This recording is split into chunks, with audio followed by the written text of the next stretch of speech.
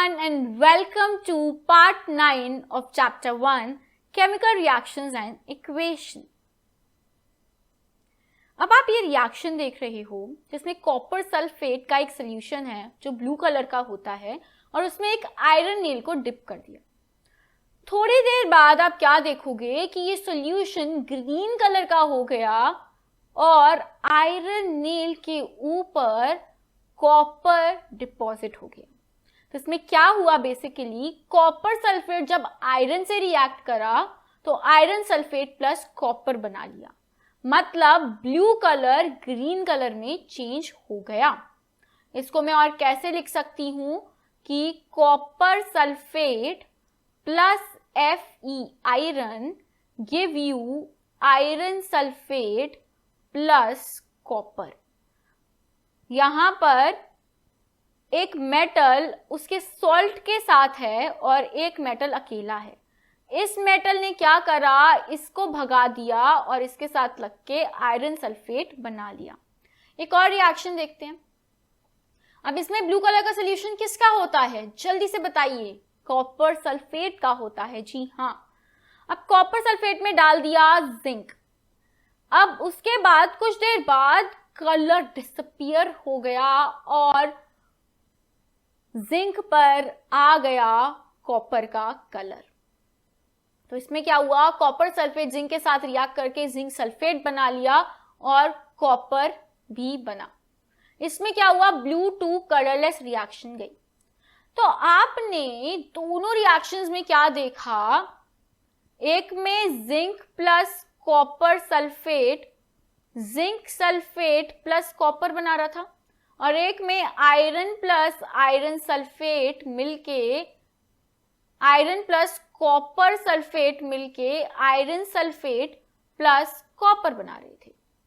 तो इन दोनों में क्या कॉमन है कि एक ए मेटल बी के सॉल्ट के साथ जब रिएक्ट करता है तो क्या बनता है, ए का सॉल्ट बनता है और बी अकेला रह जाता है ना। यही आ गया। ऐसी रिएक्शंस को बोला जाता है सिंगल डिस्प्लेसमेंट रिएक्शन, क्योंकि यहां पर बस एक सिंगल मेटल है, वो एक मेटल सॉल्ट के मेटल को क्या कर रहा है, डिस्प्लेस कर रहा है, किक आउट कर रहा है उसको उसके सॉल्ट से।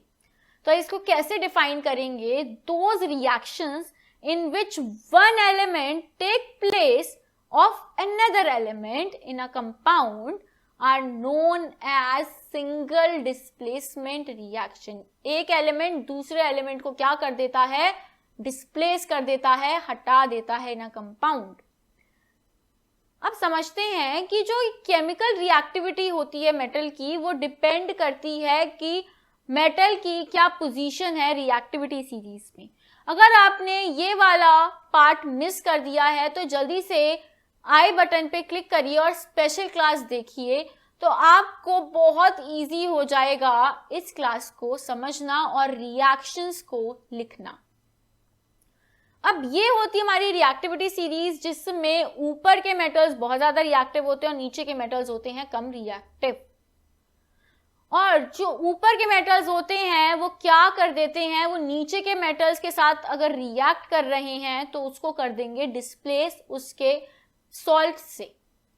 जैसे कि अगर हम देखें, जो सिंगल डिस्प्लेसमेंट रिएक्शन होती है वो दो टाइप की होती है। एक होती है कैटायन डिस्प्लेसमेंट रिएक्शन और दूसरी होती है एनायन डिस्प्लेसमेंट रिएक्शन। अब हम बात करते हैं कैटायन डिस्प्लेसमेंट रिएक्शन की। उसमें क्या होता है, तो कैटायन डिस्प्लेसमेंट रिएक्शन में क्या होता है, एक कैटायन दूसरे जो कैटायन जो सोल्यूशन में है उसको कर देता है डिस्प्लेस, हटा देता है, और जो कैटायन होता है वो क्या होता है, पॉजिटिवली चार्ज्ड आयन होता है। अब हम इसको एग्जांपल से समझते हैं। तो पहला एग्जांपल हमने कॉपर सल्फेट का लिया था जिसमें हमने आयरन डाला था, तो आयरन सल्फेट बना था और कॉपर जो था वो नेल पर डिपॉजिट हो गया था।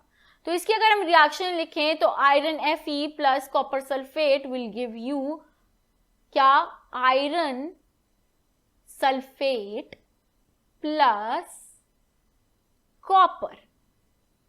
अगर ये रिएक्शन नहीं समझ में आई कि कैसे हुई तो जल्दी से आई बटन पे क्लिक करिए और स्पेशल क्लास देखिए। क्लास बहुत इंपॉर्टेंट और बहुत मजेदार है। अब यहाँ पर क्यों हुआ ऐसा? क्योंकि आयरन जो होता है वो ज्यादा रिएक्टिव होता है कॉपर से। ये हमें कहां से पता चला? रिएक्टिविटी सीरीज से पता चला। तो अगर आयरन ज्यादा रिएक्टिव है कॉपर से, और इसको हमने बहुत अच्छी तरीके से समझा था उसमें एक कहानी से, फादर किडनैपर और बच्चे की कहानी से। तो अगर आपको भी वो कहानी से समझना है तो जल्दी से जाइए और स्पेशल क्लास देखिए। अब ये जो आयरन है वो ज्यादा रिएक्टिव है, तो अगर ज्यादा रिएक्टिव है तो इसको हटा देगा और खुद लग जाएगा सल्फेट के साथ और कॉपर अकेला रह जाएगा। जैसे यहां पर कॉपर कहां पे आ गया था? आयरन नेल पर आ गया था अकेला। नेक्स्ट जो हम देखेंगे वो है कॉपर सल्फेट जो है वो जिंक के साथ रिएक्ट करके क्या बनाएगा? जिंक सल्फेट और कॉपर बनाएगा। ऐसा क्यों हुआ? क्योंकि अगर हम देखें जिंक जो है वो ज्यादा रिएक्टिव है कॉपर से, इसलिए वो कॉपर को डिस्प्लेस कर देगा, हटा देगा और खुद जुड़ जाएगा सल्फेट के साथ और कॉपर रह जाएगा अगेन अकेला। मतलब उस स्ट्रिप पे सब पे क्या आ गया? कॉपर डिपॉजिट हो गया। अब एक और रिएक्शन देखते हैं, पीबी मतलब लेड कॉपर क्लोराइड के साथ रिएक्ट कर रही है। तो अगर हम देखें केदारनाथ का माली आलू जरा फीके पकाता है, कौन है आगे आओ पिटेगा। आपको दिख नहीं रहा होगा यहां से, तो चलो देखें। यहां पर लेड जो है वो रिएक्ट करेगा, कॉपर ज्यादा रिएक्टिव है तो कॉपर को डिस्प्लेस कर देगा और बना लेगा कॉपर क्लोराइड, और लेड क्लोराइड और कॉपर रह जाएगा अकेला। और जो लेड होता है वो ब्लूइश ग्रे होता है, कॉपर ग्रीनिश होता है, और सॉल्यूशन जो होगा वो क्या हो जाएगा? ग्रीन से कलरलेस हो जाएगा। अब अगर हम बात करें कॉपर की और एजी की, तो कॉपर और सिल्वर में से कौन ज्यादा रिएक्टिव है? कॉपर ज्यादा रिएक्टिव है। कॉपर क्या कर देगा? एजी को मतलब सिल्वर को डिस्प्लेस कर देगा और बना लेगा कॉपर नाइट्रेट प्लस एजी। तो हमारे पास ये रिएक्शन आ गई। अब अगर हम बात करें Na और HCl की, तो चलो एक और बार रिएक्शन को एक बार रिएक्टिविटी सीरीज लिख लेते हैं दोबारा से। केदारनाथ का माली आलू जरा फीके पकाता है, कौन है आगे आओ पिटेगा। तो यहाँ पे Na और H में कौन ज्यादा रिएक्टिव है? Na है। तो क्या हो जाएगा? NaCl प्लस हाइड्रोजन गैस बाहर निकल जाएगी। अगर हम बात करें K और हाइड्रोजन सल्फेट की, पोटेशियम और हाइड्रोजन सल्फेट, पोटेशियम और हाइड्रोजन में से कौन ज्यादा रिएक्टिव है? पोटेशियम, क्योंकि पोटेशियम कहाँ है? ऊपर है पोटेशियम, और हाइड्रोजन कहाँ है? हाइड्रोजन नीचे है, और पोटेशियम है आपका यहाँ ऊपर। तो क्या होगा? ये बना लेगा potassium sulphate plus hydrogen gas release हो जाएगी।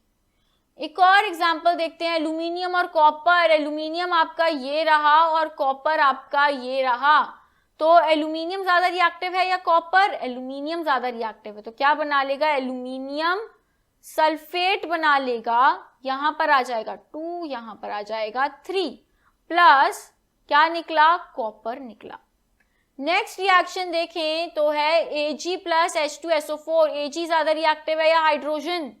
तो हाइड्रोजन ज्यादा रिएक्टिव है, तो Ag की बस की बात नहीं है हाइड्रोजन को वो डिस्प्लेस कर दे उसके सल्फेट से, तो यहां पर कोई रिएक्शन नहीं होगा। समझ में आ रहा है कितनी आसानी से हमने इन रिएक्शंस को लिख लिया रिएक्टिविटी की सीरीज के हेल्प से। लर्न करने की जरूरत पड़ी क्या आपको? नहीं पड़ी होगी, आई नो। बात करते हैं एनायन डिस्प्लेसमेंट रिएक्शन को। अब एनायन क्या होता है, सबसे पहले इसको समझते हैं। तो एनायन क्या होता है, देखो एनायन होता है हमारा नेगेटिवली चार्ज्ड आयन। ये कैसे लगता है, अब क्या हो अगर लॉस ऑफ इलेक्ट्रॉन की जगह क्या हो जाए, गेन ऑफ इलेक्ट्रॉन हो जाए। तो अगर गेन ऑफ इलेक्ट्रॉन हो गया तो नंबर ऑफ इलेक्ट्रॉन ज्यादा हो जाएंगे नंबर ऑफ प्रोटॉन से। तो नंबर ऑफ इलेक्ट्रॉन जितने ज्यादा होंगे उतना ज्यादा एनायन पे चार्ज होगा। जैसे Cl माइनस, इसका क्या मतलब है कि Cl ने एक इलेक्ट्रॉन को गेन कर लिया। तो अब क्या होगा, एक एनायन दूसरे एनायन को डिस्प्लेस कर देगा या फिर रिप्लेस कर देगा उसके सोल्यूशन से। अब जो एनायन होते हैं वो नॉन मेटल्स में ही फॉर्म होते हैं, क्योंकि नॉन मेटल्स की टेंडेंसी होती है टू गेन इलेक्ट्रॉन। उसके बाद अगर हम एग्जांपल देखें हेलोजन का, तो हेलोजन सबसे ज्यादा रिएक्टिव नॉन मेटल्स हैं और वो बहुत जल्दी इलेक्ट्रॉन्स को गेन करना पसंद करते हैं। अब ये लर्न करना बहुत जरूरी है। फ्लोरीन, क्लोरीन, ब्रोमीन, आयोडीन, सबसे ज्यादा रिएक्टिव कौन होगा, फ्लोरीन होगा। मतलब सबसे ज्यादा गेन करने की टेंडेंसी किसकी होगी, फ्लोरीन की होगी। क्यों होगी, देखो जितना मैग्नेट, एक मैग्नेट लिया दूसरा मैग्नेट लिया, जितना मैग्नेट को पास लाओगे उतना ज्यादा फोर्स लगता है ना, उतनी जल्दी वो चिपकते हैं एक दूसरे से। बिल्कुल वैसा ही है, जो फ्लोरीन है उसका एटम इतना छोटा होता है कि ये जो न्यूक्लियर चार्ज है उसका अट्रैक्शन लास्ट वाले इलेक्ट्रॉन्स पर बहुत ज्यादा होता है। तो एक इलेक्ट्रॉन अगर बिल्कुल इसके पास भी आया, इस फ्लोरीन के पास भी आया, तो बिल्कुल जैसे मैग्नेट काम करती है ना, वैसे ही यहां पर इलेक्ट्रॉन्स काम करेंगे। इलेक्ट्रॉन्स वैसे ही उतनी जल्दी ही अंदर आ जाएंगे एटम के, मतलब गेन ऑफ इलेक्ट्रॉन हो जाएगा। तो यहाँ पे नंबर ऑफ इलेक्ट्रॉन ज्यादा हो जाएंगे नंबर ऑफ प्रोटॉन से और एक नेगेटिव चार्ज आ जाएगा। तो फ्लोरीन सबसे ज्यादा, फिर क्लोरीन, फिर ब्रोमीन और फिर आयोडीन। फिर कल बाहर आई, इसको ऐसे भी याद रख सकते हैं, फ्लोरीन, क्लोरीन, ब्रोमीन, आयोडीन, फिर कल बाहर आई, या फिर आई लिख लो, फिर कल बाहर आई। ठीक है, अब एग्जाम्पल्स के साथ समझते हैं इसको। क्लोरीन और NaBr, अभी हमने देखा फिर कल बाहर आई, तो सबसे ज्यादा रिएक्टिव है, मोस्ट रिएक्टिव। ये रिएक्टिव मतलब कौन कितनी जल्दी बनाएगा, एनायन। और ये क्या हो जाएगा, लीस्ट रिएक्टिव, जब हम हेलोजन्स की बात कर रहे हैं। तो क्लोरीन और ब्रोमीन में से कौन ज्यादा रिएक्टिव है, क्लोरीन ज्यादा रिएक्टिव है। तो क्या क्लोरीन Br को हटा देगा, जी हाँ हटा देगा, और क्या बना देगा, NaCl प्लस क्या आ जाएगा, Br आ जाएगा। और हमने पढ़ा था ब्रोमीन एक गैस है, वो क्या होती है, डायटोमिक होती है। तो हमारे पास क्या आ गया, chlorine plus bromine, sodium bromide will give you sodium chloride plus bromine gas. एक और क्वेश्चन देखते हैं, एग्जाम्पल देखते हैं।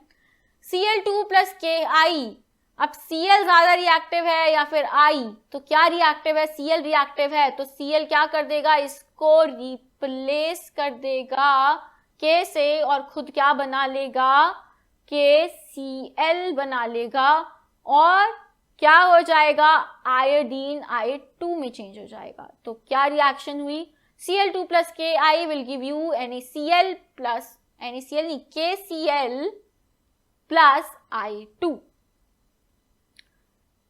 चलो अब देखते हैं आपको कितना समझ में आया इस पार्ट से। In the refining of silver, अब सिल्वर की रिफाइनिंग कर रहे हैं, जो हमने प्रीवियस स्पेशल में देखी थी, स्पेशल क्लास में रिफाइनिंग होती है, ओर से निकाला जाता है। तो सिल्वर को एक्सट्रैक्ट करा गया उसके सिल्वर नाइट्रेट सोल्यूशन से। अब यहां पर इसको डिस्प्लेस करा गया कॉपर मेटल से, तो इसको लिख लेते हैं AgNO3। हमारे पास क्या है, सिल्वर नाइट्रेट है। इसको रिएक्ट कराया गया कॉपर से, कॉपर से रिएक्ट कराया तो Ag सबसे ज्यादा पावरफुल है, ज्यादा रिएक्टिव है, या कॉपर ज्यादा रिएक्टिव है? तो कॉपर ज्यादा रिएक्टिव है। तो कॉपर क्या कर देगा, इसको रिप्लेस कर देगा और क्या बना लेगा, CuNO3 whole twice, copper nitrate बना लेगा और सिल्वर हमारा सॉलिड फॉर्म में बाहर क्या हो गया, एक्सट्रैक्ट हो गया यहां से। एक और एग्जाम्पल देखते हैं, what happens when a piece of, ठीक है, अब हमने जिंक का पीस डाला कॉपर सल्फेट में, जिंक का पीस डाला कहां पे, कॉपर सल्फेट के सॉल्यूशन में, तो हमारे पास क्या आएगा, जल्दी से कमेंट करके बताओ। ये हमने रिएक्शन बहुत बार प्रैक्टिस कर ली है। अब एल्यूमिनियम, हमने एल्यूमिनियम का मेटल लिया और उसको ऐड करा HCl में, तो क्या बनेगा, एल्यूमिनियम ज्यादा रिएक्टिव होता है हाइड्रोजन से, तो वो Cl के साथ जुड़ जाएगा और क्या बना लेगा, AlCl3 प्लस एक हाइड्रोजन गैस रिलीज होगी। नेक्स्ट हम बात करें, सिल्वर को ऐड करा कॉपर सल्फेट में, क्या रिएक्शन होगी, ये जल्दी से कमेंट करके बताओ। कौन ज्यादा किसके रिएक्टिव है, कौन किसको डिस्प्लेस करेगा, करेगा भी या नहीं करेगा। अब आपको आई होप ये सब बहुत इजीली समझ में आ रहा होगा, कैसे रिएक्शंस को लिखते हैं बिना लर्न करे, बस रिएक्टिविटी सीरीज के हेल्प से, और डिस्प्लेसमेंट रिएक्शंस क्या होती हैं। समझ में आया, पसंद आया, लाइक शेयर सब्सक्राइब करें, बेल आइकन को प्रेस करें, सोशल मीडिया हैंडल्स पे फॉलो करें, इंस्टाग्राम, फेसबुक और टेलीग्राम में हमारे साथ जुड़ें। Thank you for watching, meet you in the next video, और समझते हैं fourth type of chemical reaction को। Till then, bye bye and take care everyone.